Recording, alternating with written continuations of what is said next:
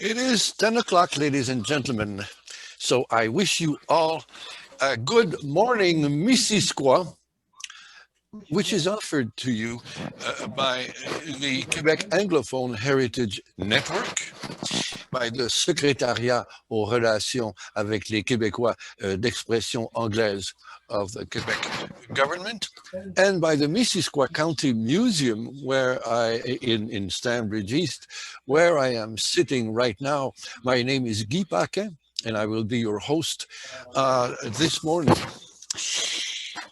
With my guests, we will try to answer the many questions you have concerning the Fenians and the two invasions of our peaceful county, our peaceful Missisquoi County, in the second half of the 19th century. The Fenians. Who were these Irish Americans? Why did they leave Ireland to go and live in the United States of America?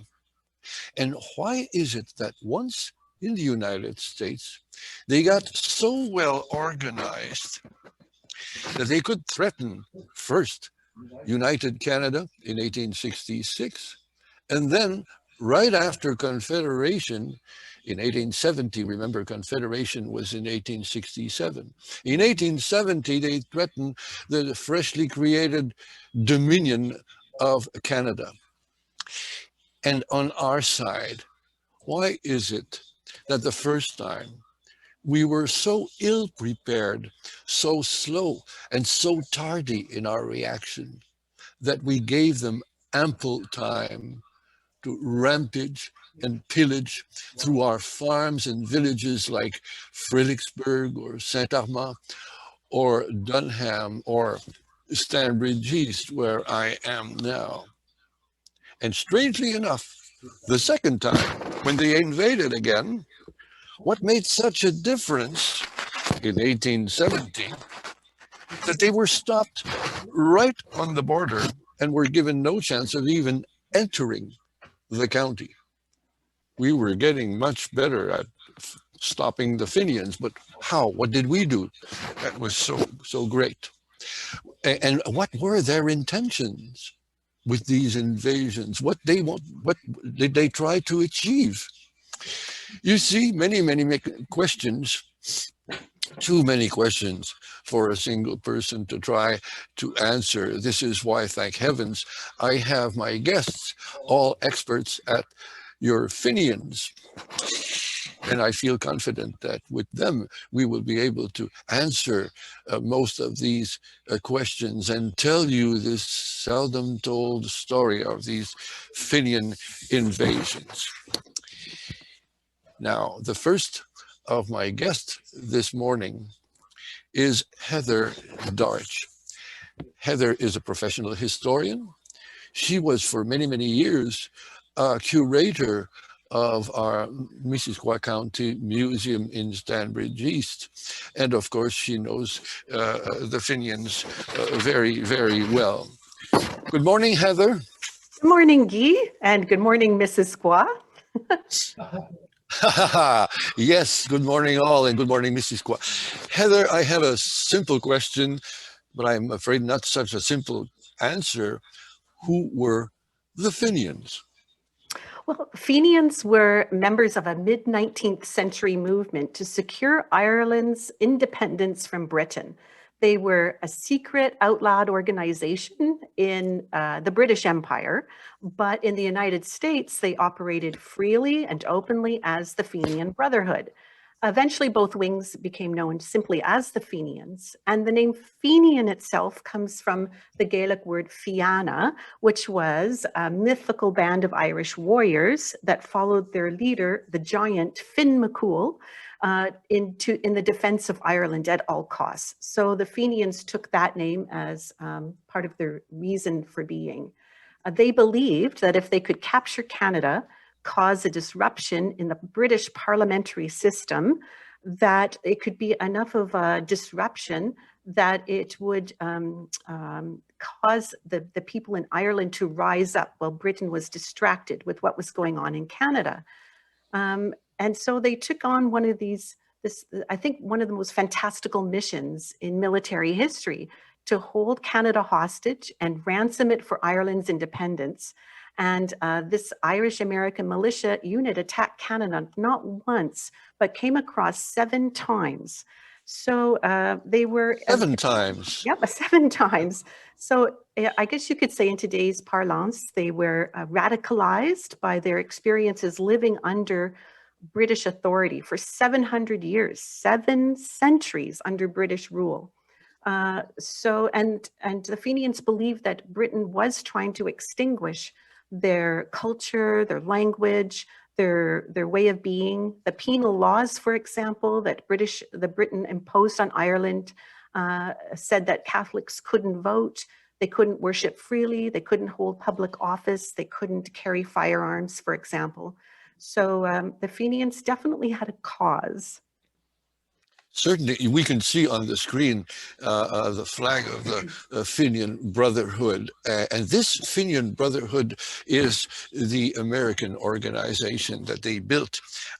Was this a large organization, a large movement? Can you give us a feeling of, how many of them there were? And did they have any financial means, for instance?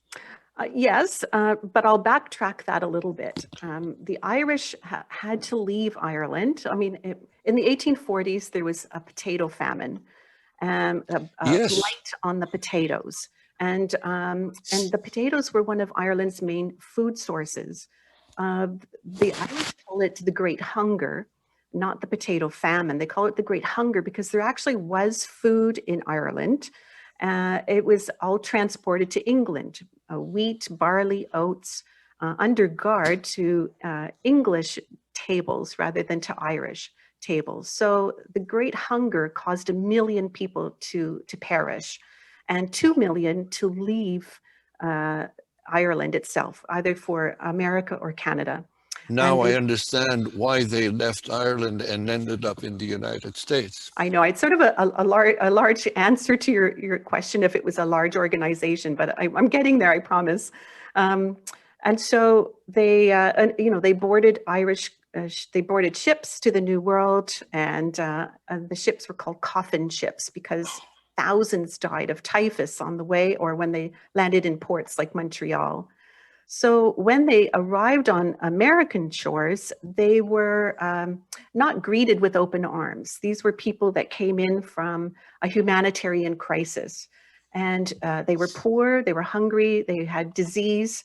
So they were seen as unworthy to be part of this Protestant community that, America was founded by persecuted Protestants, right? They were not your average WASP. No. So, so when they arrived in America, they were greeted with more restrictions, similar to ones that they had left. There was restrictions on the gathering of Roman Catholics. They had to use the King James version of the Bible. Many were deported back to Ireland. So they weren't assimilated. So they weren't assimilated in Ireland either. So why expect it to be happening in Ireland, in America? So they recoiled inward, as you would expect, and started to form their own organizations like the Ancient Order of Hibernians and the Fenian Brotherhood. And it was supposed to be a secret society, but the Irish have the gift of the gab, and everybody knew about the Fenian Brotherhood, which helped it to grow, actually. The Catholic Church wasn't in favor of it because the Fenians declared oaths to the loyalty of the Fenian Brotherhood, but it still grew anyway.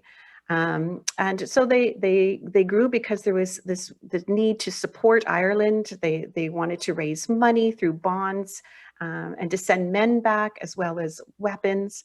So the organization grew very quickly.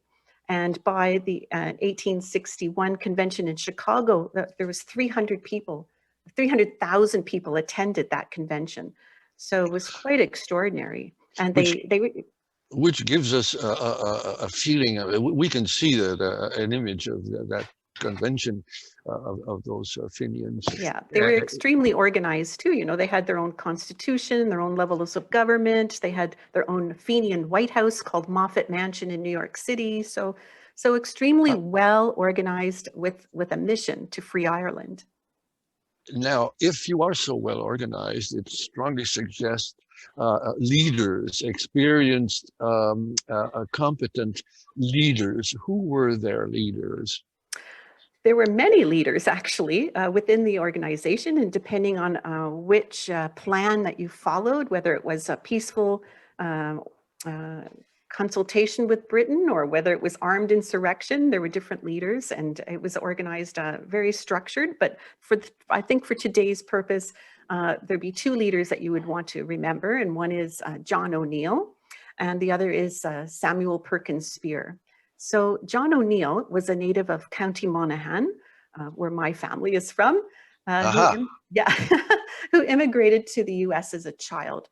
But he served in the Union Army in the Civil War. So he was a real soldier with real training, and that's important to remember. He was a member of the Fenian Brotherhood, of course, and he emerges as the leader of 3 cross-border crossings by the Fenians in 1866, 1870, and in 1871. So he was the branch of the Fenians that believed that the only way to free Ireland was through armed insurrection. So as I said before, not all the Fenian branches of the Fenian organization believed that, but O'Neill certainly did. So he really fulfilled a boyhood dream when he crossed the border in 1866 into Ridgeway, the Battle of Ridgeway, and again at 1870 at Eccles Hill. And despite the fact that Ulysses S. Grant pardoned him on the promise that he wouldn't cross the border again, he did in Manitoba in 1871. The other leader is Samuel Perkins Spear, and he too is a decorated veteran. He fought in the Seminole Wars, in the Mexican-American War, and again in the Civil War. And he was the leader of the eastern branch of the Fenians that came up into Pigeon Hill in 1866. So of the two men, John O'Neill is far more well known. He was the most famous Irish American at the end of the Civil War. And of course, when the Fenian raids were finally finished, he ended up in a place called O'Neill, Nebraska, where to this day, they still celebrate the invasion of Canada. Well. These guys were not your Gilbert and Sullivan generals. They were genuine military men who knew tactics and strategy. I think one of them had been to an officer's school or something. Well, again, they're very well trained, and often in the British press, they were listed as General O'Neill with quotation marks around their names. And that was the British way of diminishing their importance, to a bit of a slander against them. But they really actually were well trained, And many Fenians were. They were veterans of the Civil War. They knew how to march and take orders, live off rations, how to shoot. So they were not quite so haphazard as the press would have said they were. Yes. Now we have all these people under these two gentlemen who take Canada as a target. They wanted to hurt England. Why take Canada for their target? Well, I think in a nutshell, Canada was a piece of Britain, and it was right across the border, so much easier to get to Canada than it would have been to get to Ireland, 3,000 miles away on a boat. So how easy to get under England's skin, to just walk across the border. It was the hope of some of the Fenian Brotherhood, as I mentioned, that they could divert British troops in Ireland to Canada, making it easier to launch that uprising in Ireland. So that there again was another reason. And some hoped that it would spark a war between Great Britain and America, and others hoped that America would pressure Britain to free Ireland as well. So in 1866, we are part of the British Empire fully. The Confederation is 1867, but before that, we're just a part of the Empire period. So if they attack Canada, they attack the Empire, of course. Mm-hmm. Now, we speak of hundreds, maybe thousands of armed men ready to jump over the border and attack Canada. If I were president of the United States, I might not like this, having large organized groups ready to attack the neighboring country. It might not be to the president's liking. And the president was Andrew Johnson. We can see this rather, he doesn't look like he's very happy with his Fenians on the screen. How did he react to this movement? Well, the American government actually turned a blind eye to the doings and goings on of the Fenians because there was an animosity towards Great Britain that existed in the Union at the end of the Civil War. The British government had given tacit support to the Confederacy and allowed the Confederate warships to be built in its ports. That's the South. That's the South. That's right, the South, that's right. And there was still trade going on between England and the Confederacy as well, the South. So after the war, President Andrew Johnson and his Secretary of State, William Seward, demanded Britain pay millions of dollars in reparations, which of course they refused to do. So there was great anger towards Britain and ultimately Canada for what they perceived to be their participation in the support of the Confederacy. Some believed that Canada harbored Confederate soldiers. Others believed that it had a hand somehow in the assassination of Abraham Lincoln. So there was an animosity that encouraged President Johnson to ignore what was going on with the Fenians and the rise of their movement. And it seems that his Secretary of State, Mr. Seward, had projects for the United States, projects concerning the western part of the continent.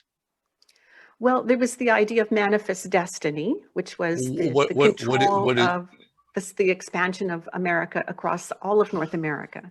So when at the end of the Civil War, the country really was unified in a sense between Atlantic and Pacific.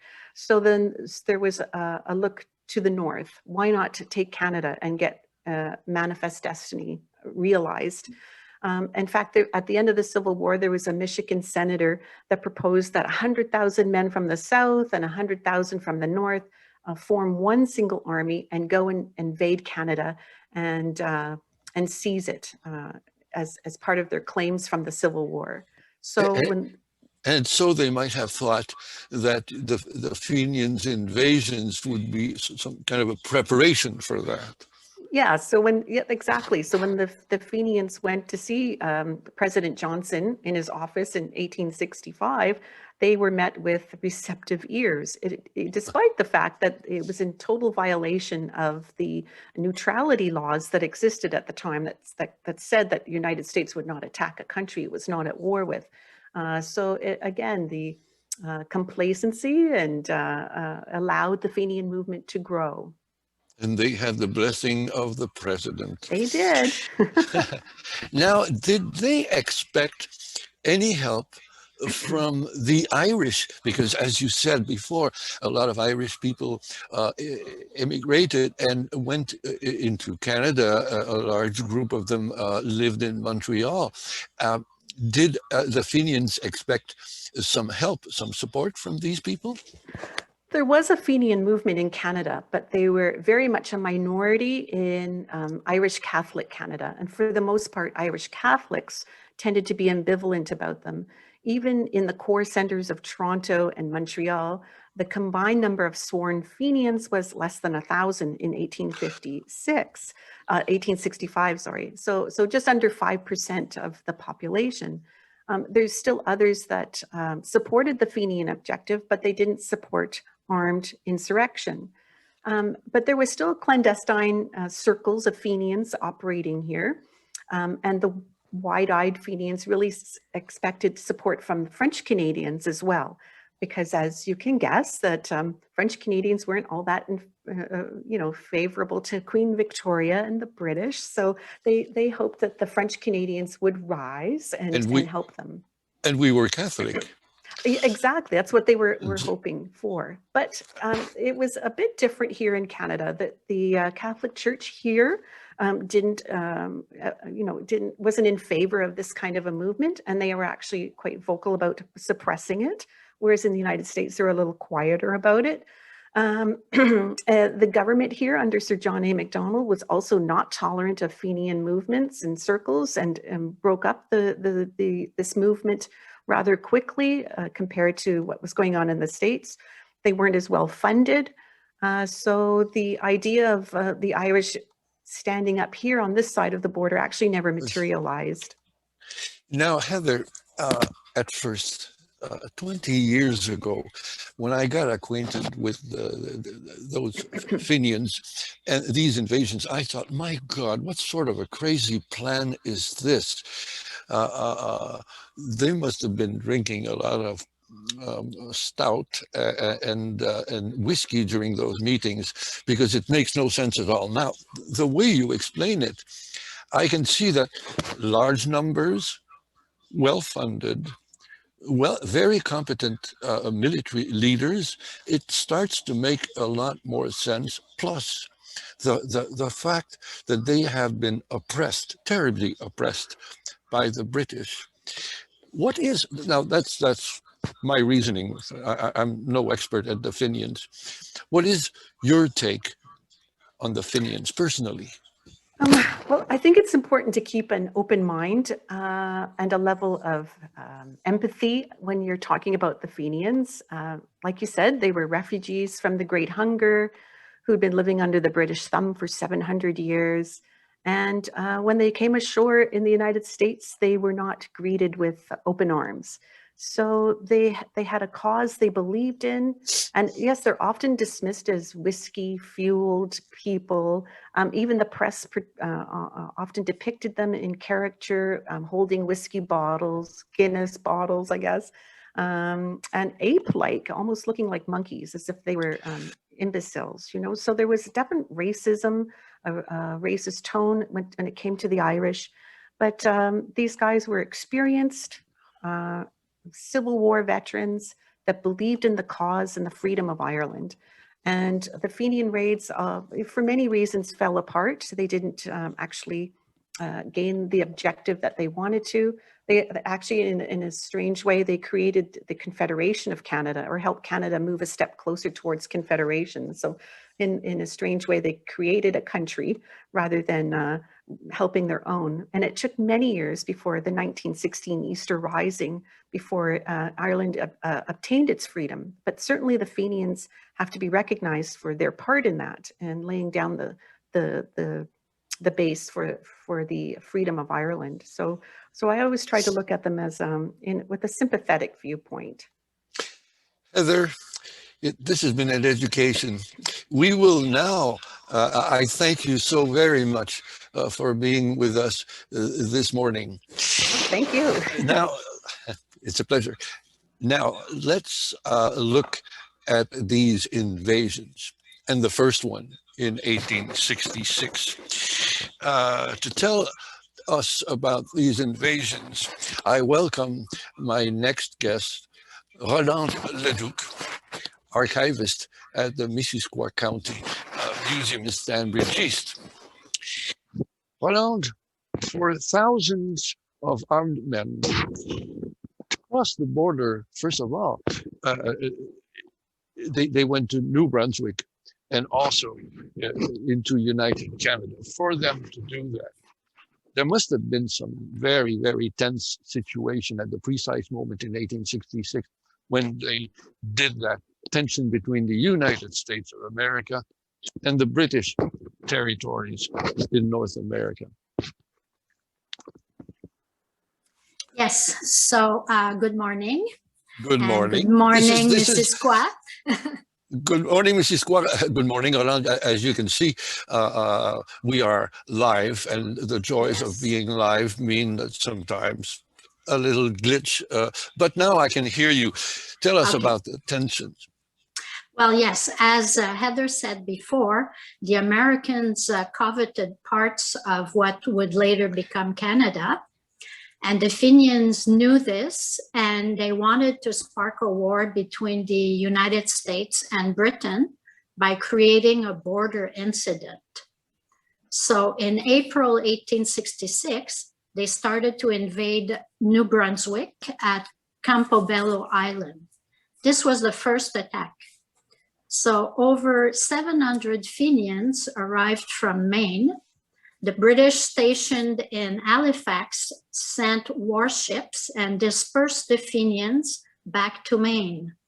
Apparently, some of them even swam back to Maine.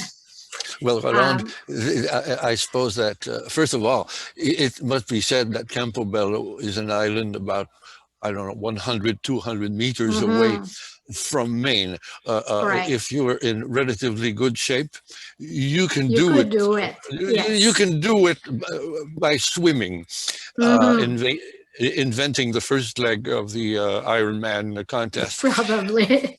Probably. So Yes. this invasion reinforced the idea for protecting New Brunswick by joining the British North American colony of Nova Scotia and the United Provinces of Canada. Now we're back with Heather's idea of the Fenian somehow helping to make Canada. Exactly. So this first attack failed, but it showed the Fenians that they could easily enter Canada. Yes, there was a question of feasibility, and they had demonstrated they could do it. Exactly. And in fact, Rolande, in June, now they stole a flag from Campobello, a British flag. Which, okay, not much achieved there, but in June of 1866, something much more serious will happen. Yes. So yes, it was a serious business. The attack on Canada West, which is Ontario now, June 1st, over 800 Fenians crossed the Niagara River from Buffalo, New York. And on June 2nd in the morning, 800 plus Fenians joined them, and the Battle of Ridgeway started. So this was the second attack. This was part of, yes? Yes. Go on. So this was part of a two-pronged strategy. Diversionary attack in Western Canada and a main assault on Quebec to capture Fort St. John's, which is Saint-Jean-sur-Richelieu now, and onward to Montreal. The importance of Lake Champlain and Richelieu River access was the goal of that attack. I see. That was the big plan. That was the dream. We can see John O'Neill, one of the authors of this plan, and who led. Yes. In fact, on the screen we can see him. He led the Fenians in Ontario in Ridgeway. Yes. Now, before we look at Ridgeway itself, we have those two guys in the White House, you know, Johnson, President Johnson, and his Secretary of State, that is the Ministry of External Affairs, if you like. How did they react? Well, the US had pledged to the Fenians that they would not intervene during 3 days between the 2nd and the 5th of June. Then they would proclaim an illegal breach of the border, except if the Fenians were successful, in which case they would support the attack. So they gave the Fenian 3 days to succeed. So remember that the Fenians were a thorn in the side of the British, and the US were looking for American expansion to the north. So it was beneficial for both parties to try to invade Canada. Okay, you have 3 days to succeed. That's it. But still, you have your 3 days. It's a small window, but still you have. Rolande, you told us about the plan. Now, what happened at Ridgeway?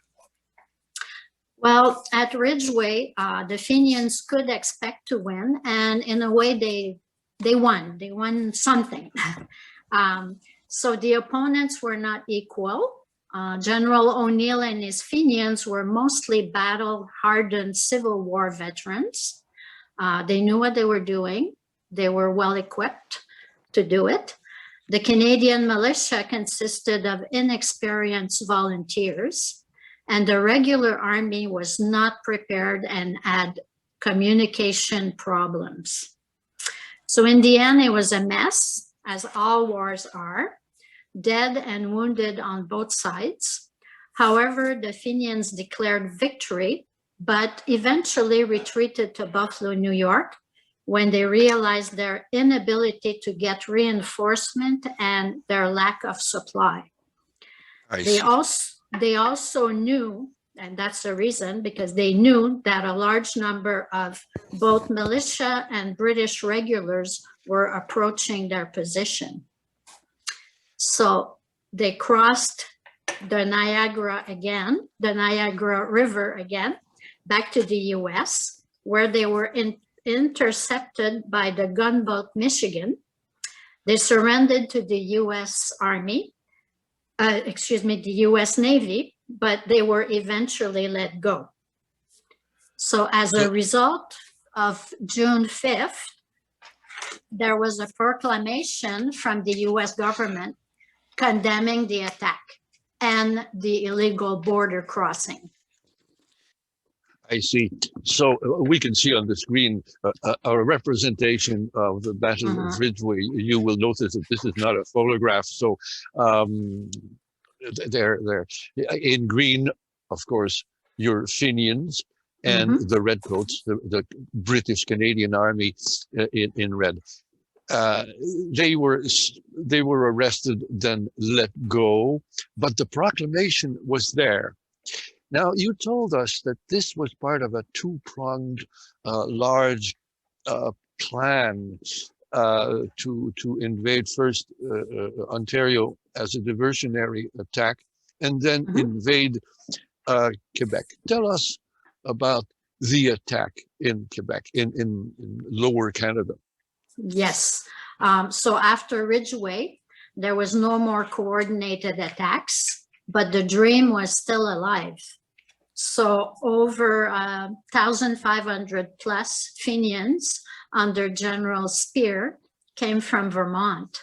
They had a weapon and a horse reserve in Franklin, Vermont. General Spear and his army crossed the border illegally on June 7th, because at that point, the US President Johnson had issued the proclamation, saying that the American neutrality laws would be upheld on June 5th, and they crossed on June 7th. So nevertheless, he crossed the border as planned, and as he met with no resistance, he established his camp on Eccles Hill Road. The Irish flag was raised atop the custom houses of Saint-Armand and Frolicsburg, and our area was Irish for a short while. we were the Republic of Ireland for a short while. Exactly. We can see General Spear in his in full general regalia on the screen. Now, they wanted to attack Fort St. John, they had to control Lake Champlain, etc., etc.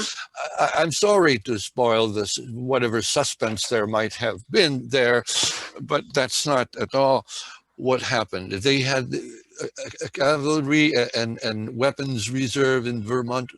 What happened? Well, first remember that the Johnson-Seward Proclamation of June 5th, it rendered the effort by Spear's group absolutely illegal. On June 8th, on June 8th, a U.S. Marshal went to Franklin, Vermont, and seized whatever arms, food, and horses Spear had stocked there. So Spear was a cavalry general without horses. Which is a bit of a problem. A bit of a problem when you're invading. So he and his men were also forced to feed on whatever they found on the battleground. There was pillage and violence and on the part of the Fenians. Spear's men were not very disciplined. They looted houses, seized livestock, and terrorized the local population. But Spears wanted to organize a cavalry company, but he needed more horses, of course. So at first, his officers tried to buy horses or give credit notes to be later redeemed. Where and how, I really don't know. But in Laurent Busseau's book, The Fenians Are Coming, there is an example of such a note, and it reads, Headquarters, 1st Division Irish Army, camp in the field, June 8, 1866. The Irish Republic promises to pay W. Stewart Hall-Sapple $100 for value received 6 months after. Sign J.H. Wilson. Roland, just between you and me, were you given a piece of paper like this?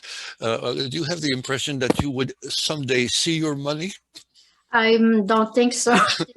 And I believe that Mr. Hall-Sapple refused the deal. And there were also wild rumors spreading among the local community. And Alice Jane Johnson, also known as Alice the Hermit, we have her journal in our archives. She wrote, the Fenians are going to massacre the men, children, and what women they did not want, and keep the rest for themselves. Oh my God. They were very, very worried. Yes, you found that out because you're the archivist. Yes, exactly. And That's... other examples, there was Mr. Robert L. Tittlemore from St. Armand. He was Tittlemore. Yes. The family is still there. There's still Tittlemores around, yes. He was told by the Fenian Captain Murphy to not harbor British soldiers or take arms against the Fenian, or he would be hung from the nearest tree. Oh, a little how bit nice. Scary, yes. And another example is a certain Mr. Asa Westover from Dunham. Well. Yes. We shall hear about Mr. Asa Westover some more, but I'm sorry to interrupt. Okay, fine. So the Fenians came to his door and demanded a hot meal. He complied, which is very Christian of his part. But in return for his effort, his home was ransacked and his family frightened. So it was a big mistake. The Fenians did not know at the time that they had picked on the wrong man to intimidate. So it will be it will be explained later.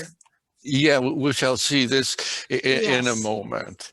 Now, Spear retreated to Vermont, and I suppose that, first of all, as you said, a cavalry general without horses is in big trouble. But there were other reasons why he retreated. Yes. Well, he learned that the Royal Guides, a very well-trained unit of cavalry based in Montreal, and we had cavalry.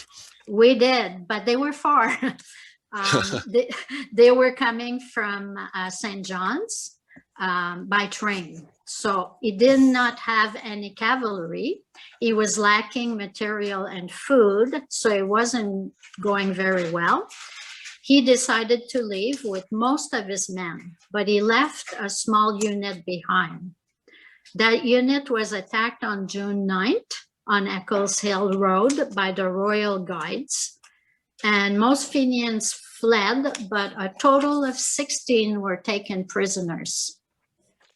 Okay, we captured 16 of these guys. And what happened after they were captured?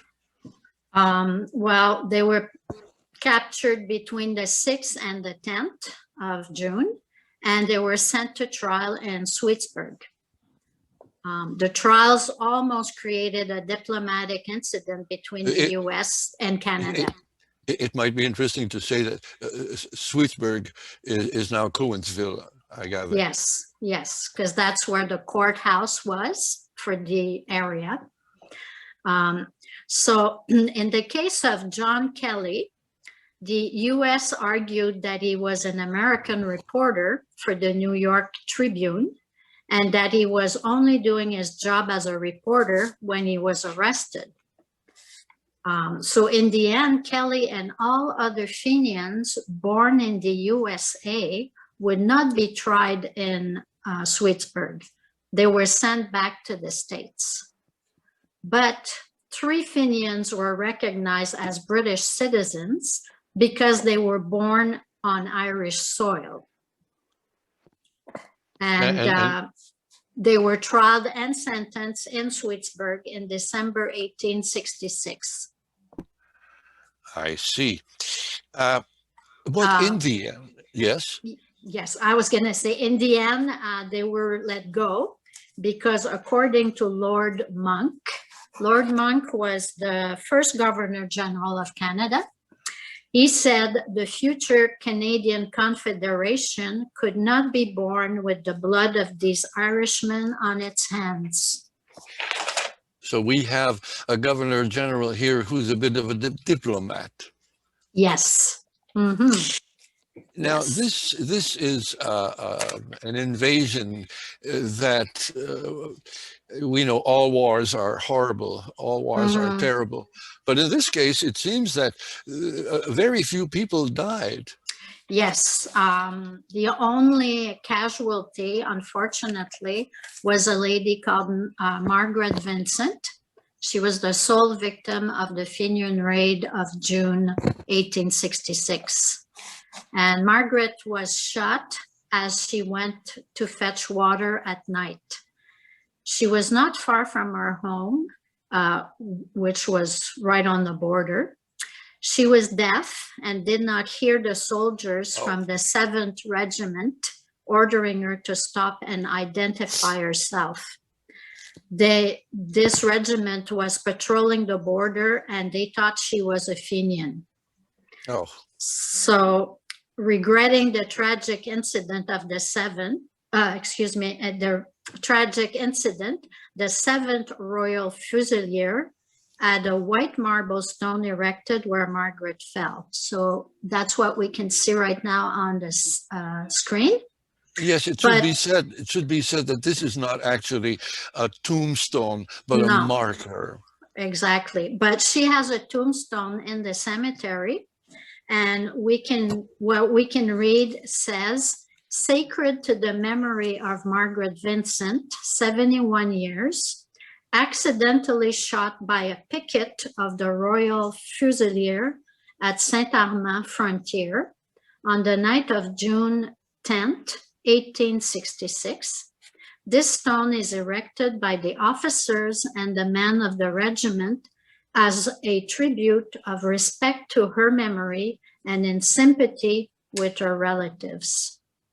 So somehow, it was a very sad. Making amends.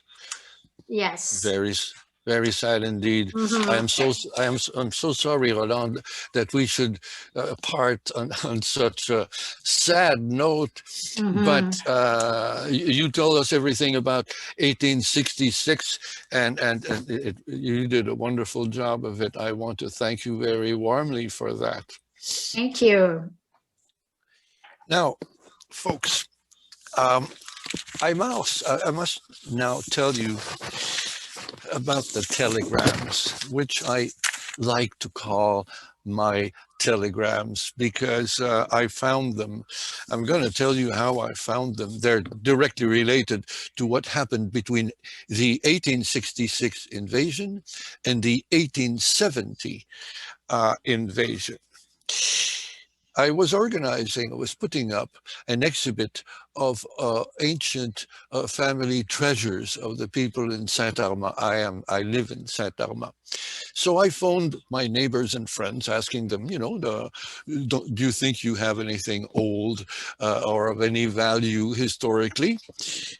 And Peter Wade, one of my neighbors, said, well, why don't you come over? I might have a few knickknacks that I'd like to exhibit.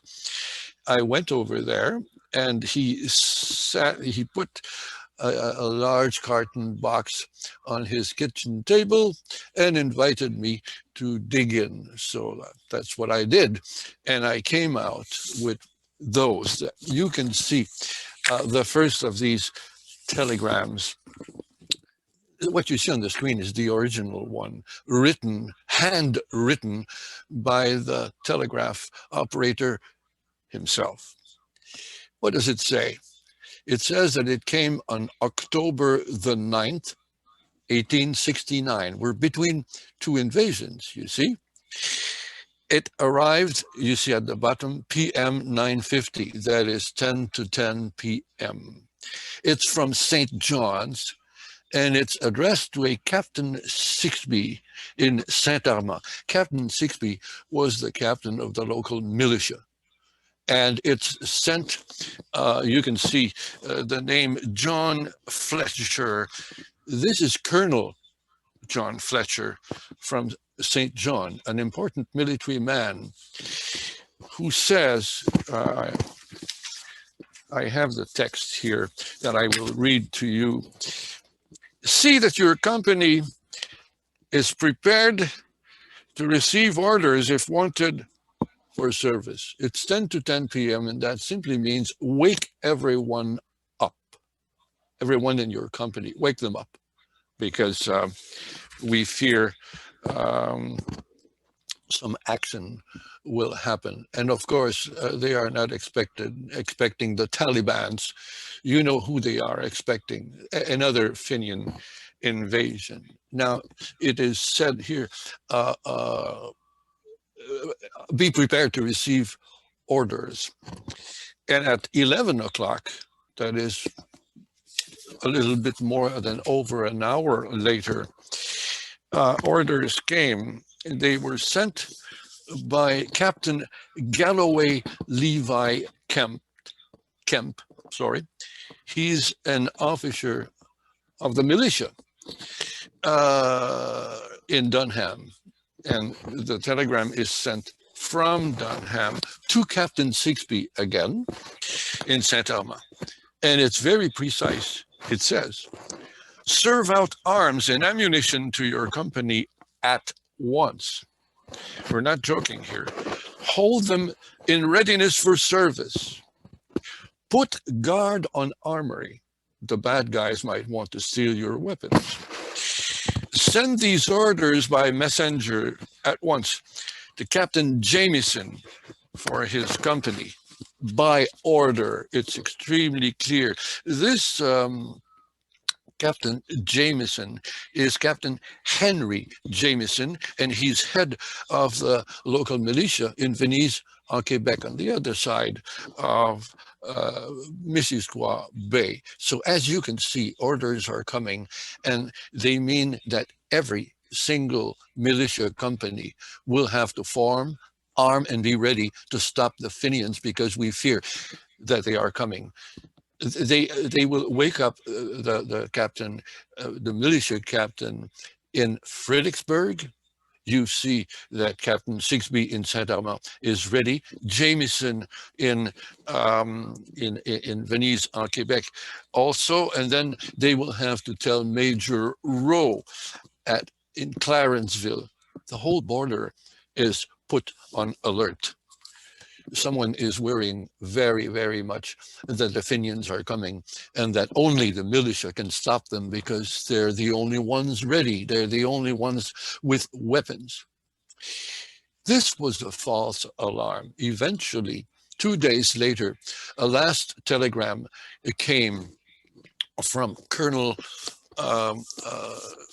I have his Colonel Brown Chamberlain. He's head of the 60th Battalion of Infantry, the Missisquoi Battalion, and he tells Captain Sixby that, okay, you guys can relax. You guys can go home, put the weapons back into the armory. Everything is okay, but keep your eyes and your ears open and tell us about any movement you see, anything you hear. obviously, it's extremely clear that we are worrying very much about the Fenians. They have not disappeared from our imagination, and we are right. They are coming back. To tell you about this, oh yes, another thing, the telegrams prove something else. There were militiamen in every village along the border, everywhere. And to tell us about these militiamen, to tell us about this invasion of 1870, I greet now our next expert. He is Ross Jones. Ross is an expert at everything military. He's also an ancient weapons collector, and we will know a lot about the weapons used in the Battle of Eccles Hill, thanks to Ross. Ross, good morning, Missisquoi to you, Ross. Good morning, Missisquoi. Sethi. Ross, if we were today, if we were to expect some kind of invasion by, say, the Taliban, okay, we would expect the Canadian Army to protect us against these bad guys. But in those days, it was different.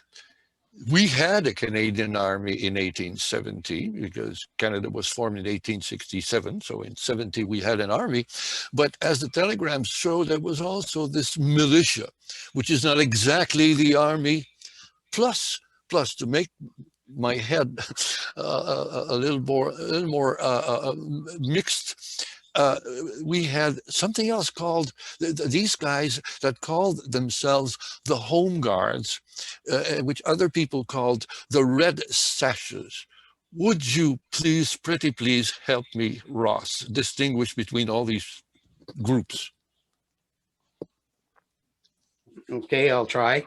In 1866, the army here was the British Army with some Canadian militia soldiers.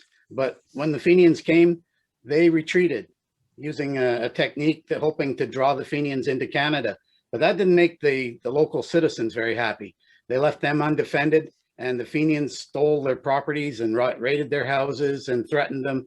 So they were not happy at all, and they didn't trust the army. Yeah.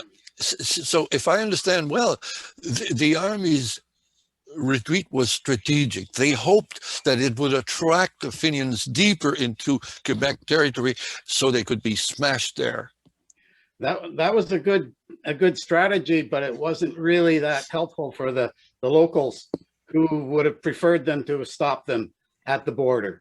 So they didn't trust the army again. They didn't trust it, so they took it into their own hands, and they created the Missisquoi Home Guard, and also called the Red Sash, because they wore a red sash over their right shoulder, so that they wouldn't be mistaken for Fenians, like Madame Margaret Vincent was mistaken by some very nervous soldiers who were obviously very afraid of the Fenians. So we can see, Ross, on the photograph there. It's this Mr. Asa Westover that we were speaking about with Hollande. They messed with him, and I think they shouldn't have. He is wearing a red sash over his shoulder. He's one of the leaders of the Red Sashes. Now, these guys, you know a lot about ancient weapons. Now, he's holding very proudly, I believe, he's holding his gun that they purchased for this special occasion of, how should I put it, greeting the Fenians. Could you tell us about this weapon? Yes, this is a Ballard rifle. The Asa Westover and James Pell were selected by the Home Guard Committee to go and investigate in New England all of the different gun makers to find the gun or the rifle that they would be the best to protect them. And they chose the Ballard rifle. It was very new at that point in time. They had just invented cartridges, because prior to the Ballard and prior to the Civil War, everyone was using muzzle loaders. And Those they're that very, you, yes, they're very slow and hard to load. oh, you have one of This those. is this is typical of what the average family in the area would have had in 1866. The leftover brown bess muskets that their grandfathers used in the War of 1812 or had brought home from the American Revolution, 100-year-old gun that they used maybe once in a while to shoot a turkey or something. So it Or wasn't maybe to yeah, maybe to stun a rabbit or something, but not too good for hunting Fenians, I gather. it's what I call a stonehammer gun, because there's a flint, a stone flint in it that makes it work. So it's from the Stone Age practically. Okay, now the ballad that we can see on the screen and that you're holding in your hands, Ross, could you stand up a bit? So I think you got some piece of clothing that I'd like to see Oh, on your shoulder. A red sash. A red sash. Okay, thank you, Ross. You got my permission to sit down. Tell us more about this very, very modern weapon at the time. well, this particular weapon fires a cartridge. And if you compare this cartridge, it's very practical, but it's actually was very small. If you compared this to the Fenian bullets, the Fenians bullets were firing 57, 58 caliber cartridges, which are much larger and more deadly than the Ballard. But the Ballard was very accurate. It was a very accurate rifle. So they were, the Home Guard were basically snipers. Yes, they wouldn't stand in line and shoot at the other guys. They would hide between trees and yes, behave like. Now you said that these Ballard guns were very modern. How much would it cost in those days to purchase one of these weapons? These particular guns were very expensive on the market. The Ballard that Asa Westover chose was a 30-inch barrel model, octagon barrel, and they were $38 each. Now, I made a little research because you and I, Ross, spoke before, and we prepared a little bit for this presentation. And $35 in those days would mean, according to the Bank of Canada, between $700 and $800 today. So these people were not joking. They were ready to purchase whatever was the best. They were forced into it because of the situation, because I'm sure they didn't want to spend that much money, and but they did it to protect their homes and their neighbors and families. We've seen before a photograph of Mr. Asa Westover. He was the one responsible for organizing these people. They were not militia. No, they were. Asa Westover had been in the militia previously, so he was an experienced soldier. And many of the other people probably had been in the militia as well.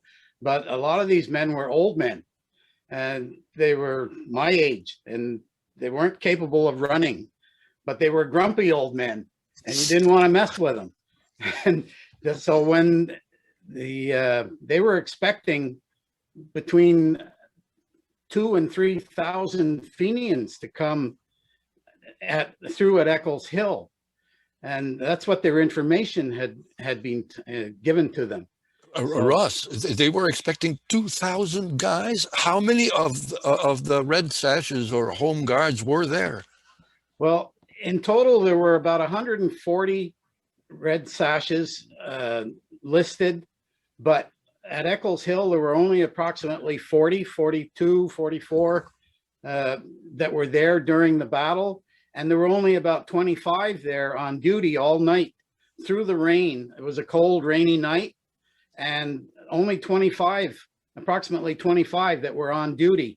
And when the Fenians did come across the border, they had delayed, and everyone thought that they weren't going to come that day. The Fenians had actually planned on coming in on the 24th of May, Victoria's birthday. Ah, I see.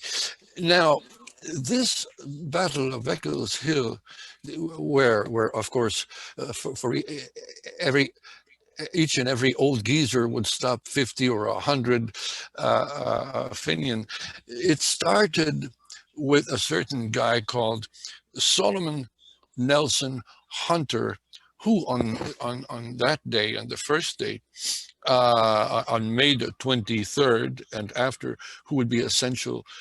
He did a lot of galloping on May the 23rd. Could you tell us about who this Mr. Hunter was and what's he's going to do in our story?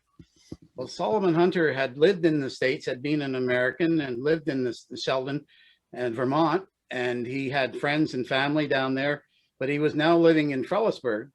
But his loyalty was to his new home, but he was able to travel in the States unnoticed and gather information about the Fenians as they were progressing, because the Fenians were basically coming into St. Albans and then traveling up from St. Albans up to Franklin and bringing up ammunition, rifles and ammunition. And Hunter, when he went into Vermont on that day, what did he observe? What did he see? Well, he observed that there were starting to be a number of wagons, loads of rifles and ammunition in Franklin, the people gathering, Fenians gathering, and he came back and told them. But our government didn't believe them at first, so they didn't want to believe it.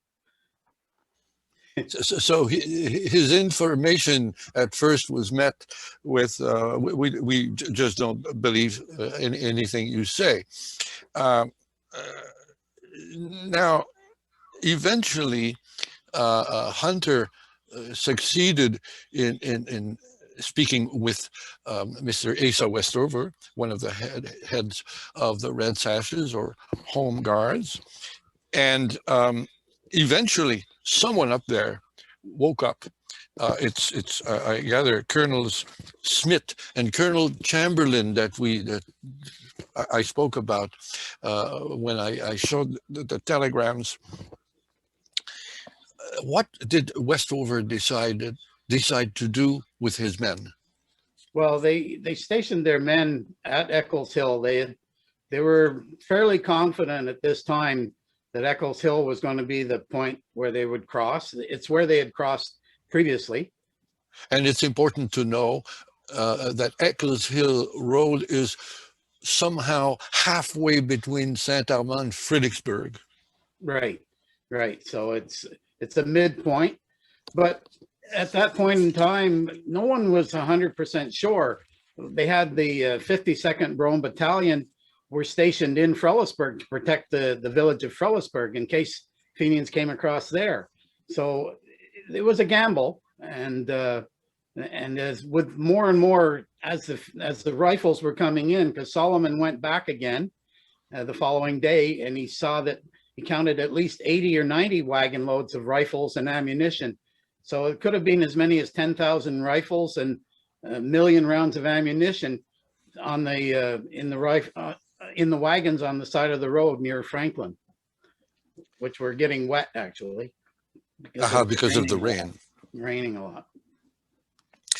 Now, it seems that Colonel Chamberlain told Asa Westover, "You're right. You should be on Eccles Hill. And by the way, I'm coming." That's what he said, Colonel Chamberlain. "I'm coming by the next train as fast as I can." Now,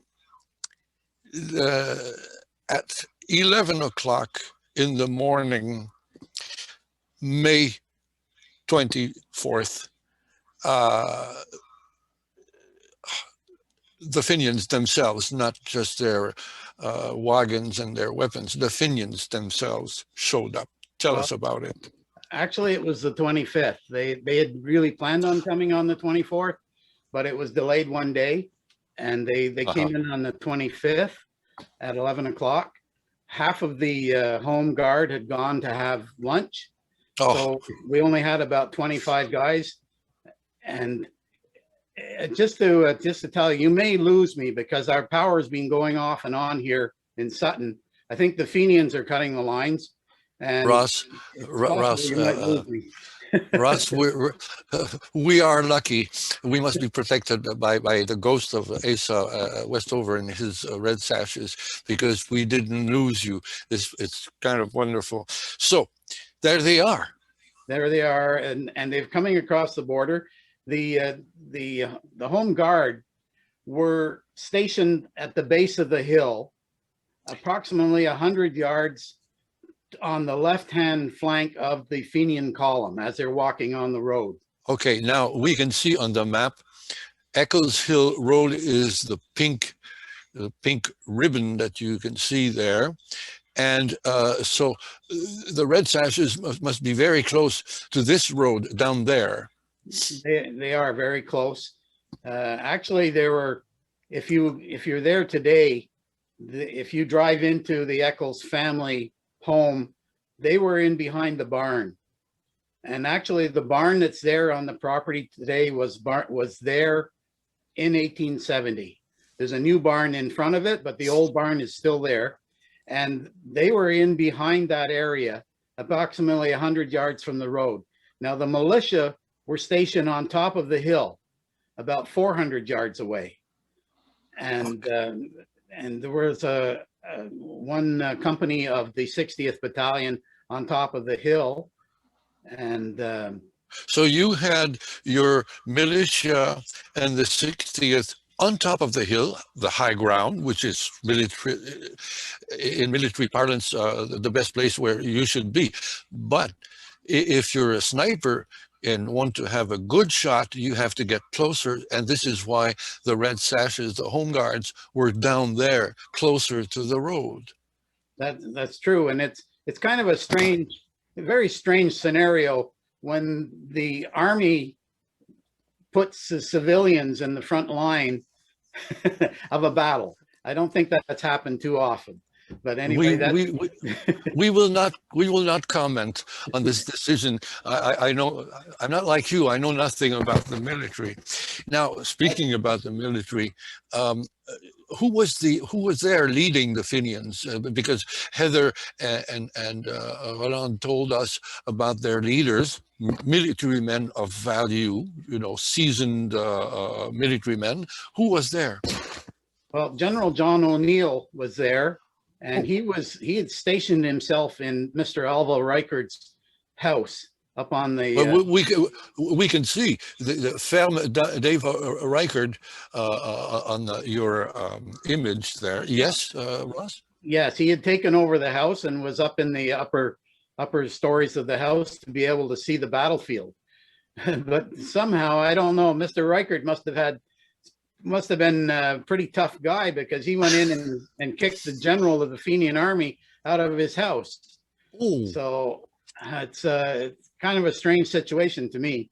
But anyway, that's the way it happened. And as he came out of the house, the marshal for the federal government, the states, arrested General O'Neill and took him away from the battle. Now, it's important to say that Ava Reichard's house is on the United States side. It's in Vermont, very close to the border. So when O'Neill came out of the house, the marshal could arrest him very easily.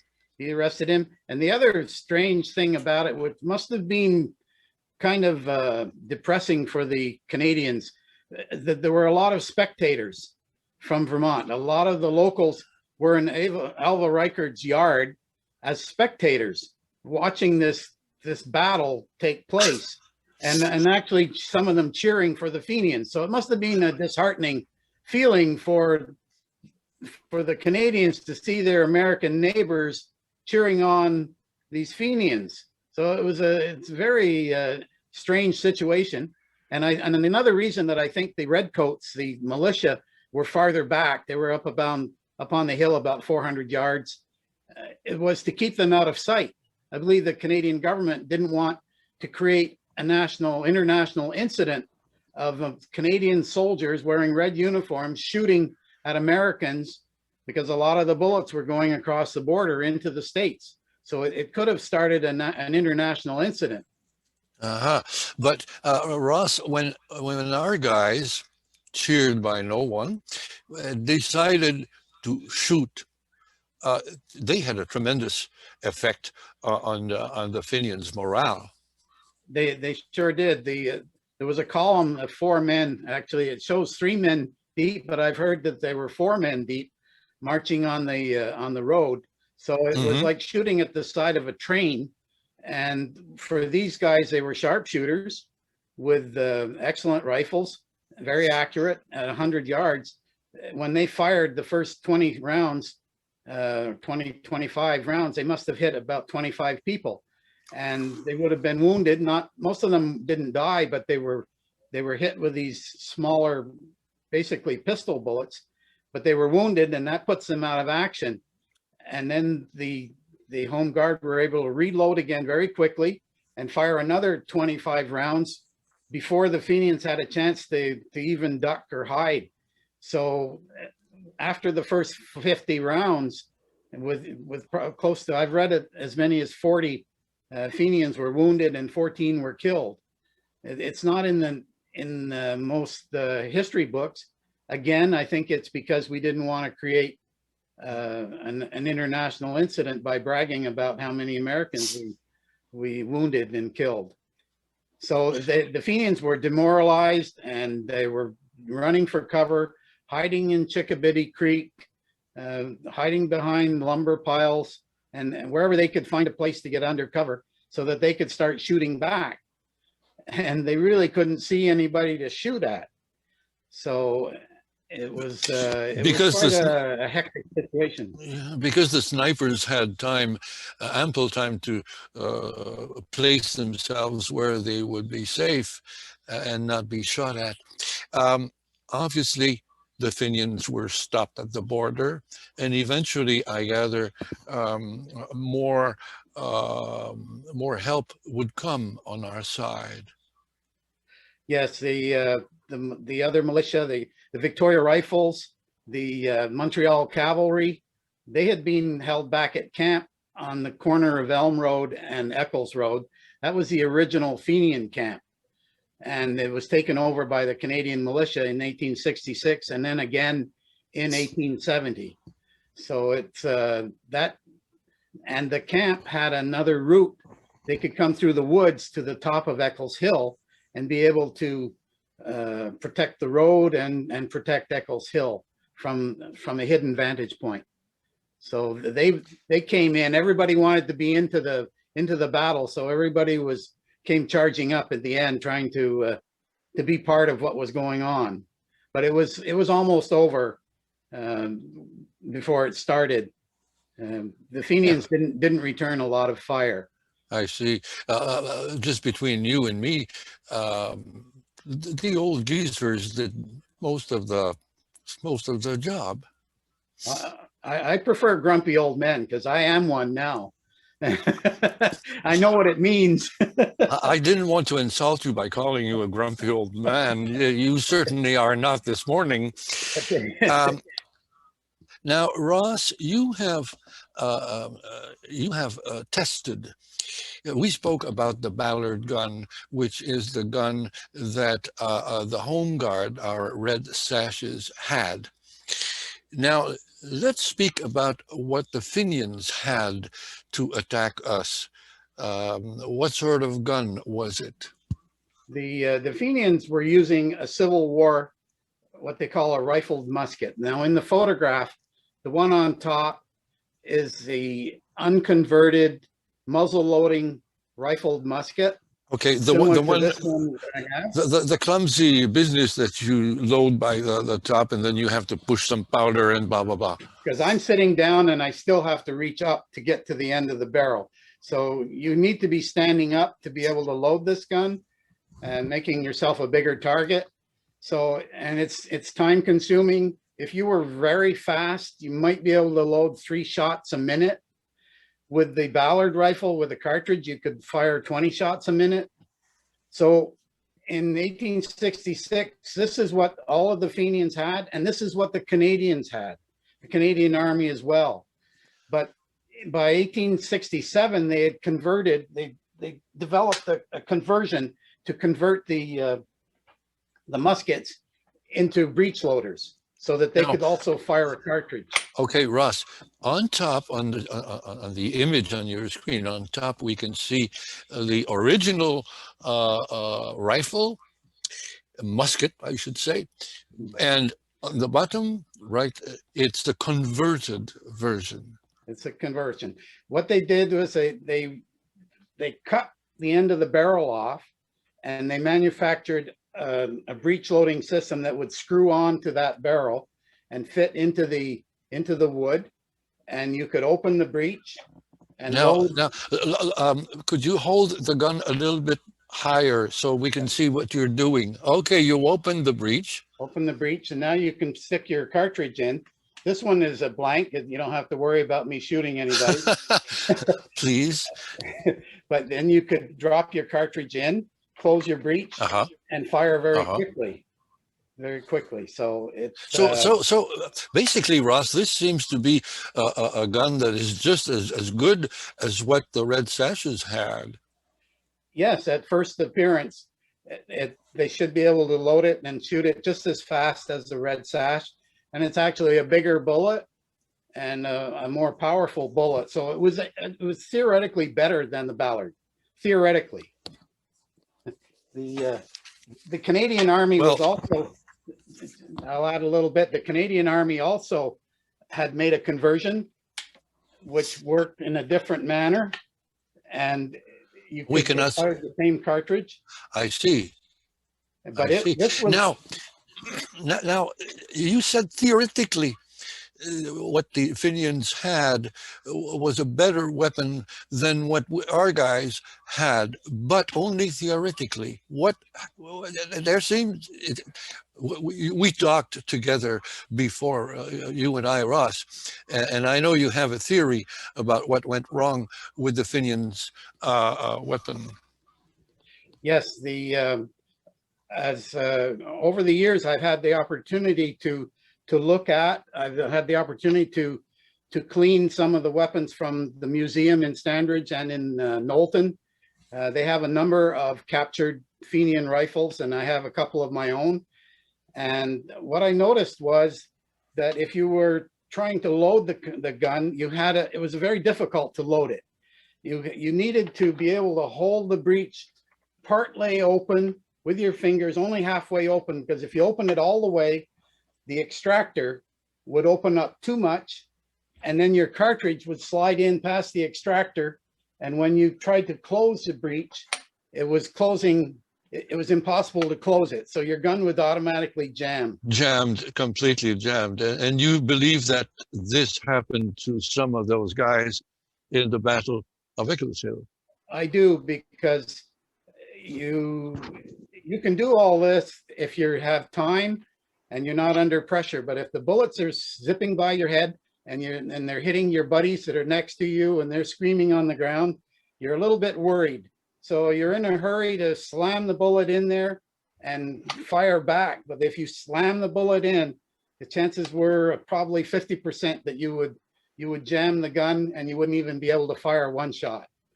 And you're in bad shape. Ross, this has been very interesting. It fits. It's normal that we end with a photograph of some of the Home Guards, Red Sashes, these brave guys who defended their ground here at the Battle of Eccles Hill. I thank you very much, Ross. I thank all my guests, Heather Deitch, Roland Leduc, and I also like to thank our technical wizard, our technical genius, Mona Bolak, who helped us make this all possible. Now, Before I leave, I must also thank, of course, the Quebec Anglophone Heritage Network. I must say thank you to the Missisquoi County Museum and the Bureau de Liaison avec les Québécois d'expression anglaise of the Quebec government. Enough talking for me. It would now be very interesting if we could receive your questions and have our experts try and answer these questions.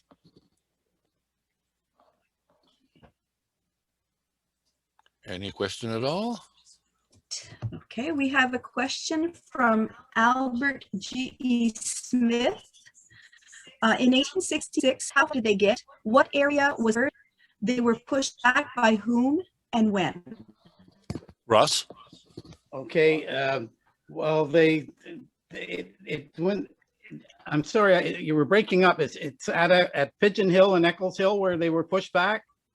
Or at In Ridgeway? 1866. Yes, but the battle site, was it at Eccles Hill or at Ridgeway? I gather Because we're talking. Eccles Hill, okay. Yeah, it sort of dwindled out. Our forces didn't come back until quite a bit later.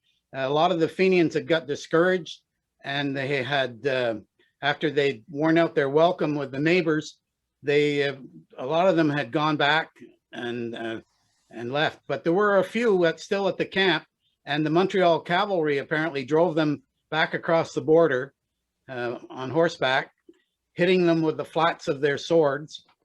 So they hit them with the flats. They didn't cut anybody, but they drove them back across the border. But there was really no fighting to speak of. Basically, I wanted to know is how far they got into Canada. I know they came in through Eccles Hill, but there seems to be that they were there for a few days. How big an area did they occupy? How long did they occupy? Well, they occupied the town of Frellisburg, Stanbridge East. I don't know about St. Armand, but I know that they occupied a number of houses in Frellisburg, right downtown Frellisburg. So I can add that I had proof that they occupied some homes in Saint Armand, also in the region of Pigeon Hill, where because some of the farmers who lived there later sent demands to be refunded for their loss. They sent these to the government. So also in Saint Armand was occupied, at least the Pigeon Hill sector. So you're saying from Saint Armand to Fredericksburg, not any farther, and how far north? Dunham and Stanbridge East. Stanbridge East. And they were pushed back how from out of those areas? They just left because they wanted to leave, or were they pushed back by the militia? They were left because they couldn't get supplies. They had weapons, but they couldn't seem to get their supply of ammunition.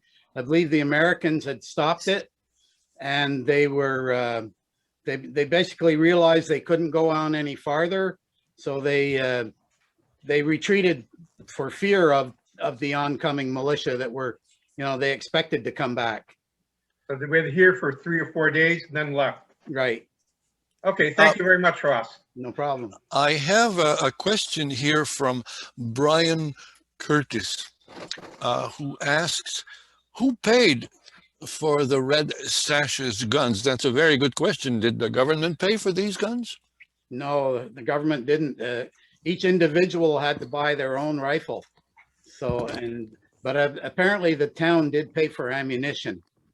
I've seen it in the records in Dunham, in the record books, where there was an amount of ammunition for practice that they were still paying for it even after the 1870 invasion. Oh, I am now aware of some other questions. Like the question from Albert Smith, will there be questions after each section? I think the answer is no. There will be questions at the end of the presentation. Is the tomb of John Roe marked in any way? Do we have an answer to this one? Because John Roe fell at the Battle of Eccles Hill. He was buried at Eccles Hill under a rock cairn, but his mother came and they gave the body back to his mother, and he was taken back to Burlington. So I would imagine he's buried in Burlington. I see. He was a soldier who had fought through the Civil War. I think 3 years he had served in the Vermont military and had survived the Civil War, but died up here. And before we go back to Albert Smith, who raised his hand, and I saw you, Albert, we'll be back with you in a moment. A question from El Nazareth, and it reads like this. Wondering if Dunham, played any kind of significant role in the militia or the Red Sashes, or was it mainly Saint-Amand and Fredericksburg because these towns were closer to the border? That's a good question. Ross? Well, Dunham actually played a major part. Many of the individuals that we hear the names of were from Dunham. Asa Westover was from Dunham, but I mean, he was probably, his house is probably less than 2 miles from Frellisburg. It's very close to Frellisburg, and it was very close to the Eccles Hill. So it was ideal for him to be there. We had people as far away as, well, Missisquoi, Fordyce Corner, Mystic, Alex Walbridge formed a group of men called the Mystikites. And there were about 20 men from that Alex Walbridge formed, but they were so far. It's important to say, it's important to say for those who do not live in this region that Mystic is a bit further from the action. It's closer to Bedford and not really a smack on the border. Yes, and Alex Walbridge, he actually purchased rifles. This was a repeating rifle. It was far more advanced. It was a 7-shot repeater, and he purchased about 30 of these rifles. And whether he gave them to the people that were under him or if they paid him for them, I'm not sure. I haven't been able to find the records, but he purchased these rifles. And well, he was an industrialist. He was an inventor. He believed in the more modern technology. Asa Westover was very conservative. He believed he wanted the one shot, something that was sure that he could use and understand. Alex wanted the repeater. Okay, Ross, I remember you gave me permission to rein you in sometimes. That's what I'm doing now, because Albert, that I can see on my screen, Albert raised his hand and has a question. Yes, it's concerning the 1869 attempted evasion. What triggered the alert that you had the telegram of? You showed the telegram that they should be alert and prepared to the invasion or a possible invasion. But what triggered that? I'll start by saying that, as you have seen, Heather at the very beginning told us that, of course, this was a secret society, the Fenian Brotherhood, but as you have understood also, they didn't keep it much of a secret for a very long time. Obviously, if Laurent Busseau, who wrote the book on the Fenians, was here, he would tell you that they were literally, there were spies all over the place in the Fenians' rank, and even at the very top. So any plan, any strategy, anything that they dreamed, that they could have dreamt of, was known to the Canadian Army or the Canadian government. And I gather this is how the Army was aware of movement or preparations in 1869. Albert, I think that's Thank you. what Thank you. that's what started the whole thing. I have another question here.